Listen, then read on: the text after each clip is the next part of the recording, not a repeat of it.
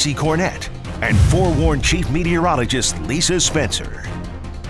Families like the one of this murdered Franklin man are demanding answers from a halfway house tonight. Chief Investigative Reporter Jeremy Finley found criminals are escaping from a single Washington, D.C. facility and wind up charged with murder. When Dominic Michelli was ordered to finish out his sentence at this Washington, D.C. halfway house, no one could have predicted what he would do instead.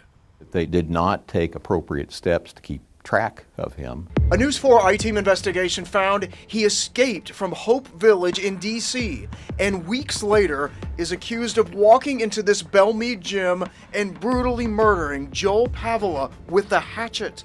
The popular trainer left behind a wife and 5 children. This has been an incredibly difficult thing for her. But our investigation, in partnership with NBC Washington, found Michelli is hardly the only escapee from that D.C. halfway house. Records from the Federal Bureau of Prisons show on average 100 people escape from that single facility each year. And it's unclear when Michelli escaped if Hope Village or the D.C. Department of Correction alerted law enforcement to be on the lookout. It's why Nashville attorney C.J. Gideon is suing both. The point here is to hold the parties that are responsible accountable. Beyond the Pavola family, others are impacted as well, like Willie Sharp, whose granddaughter Carice was murdered. One of the men charged in the crime had escaped from Hope Village.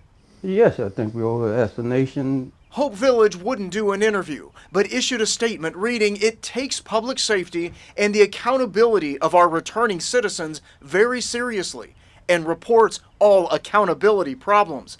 Gideon says the facility has a lot to answer for. Hope Village has had a problem with surveillance of the people placed in their custody for quite some time.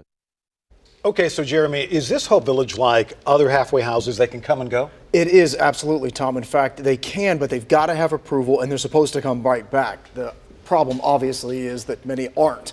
There are still a lot of questions. What, if any, the Department of Correction in D.C. took to warn communities like our own about Michelli's escape? Their spokeswoman did not get back to us by our deadline. Tracy? Jeremy Finley, thank you.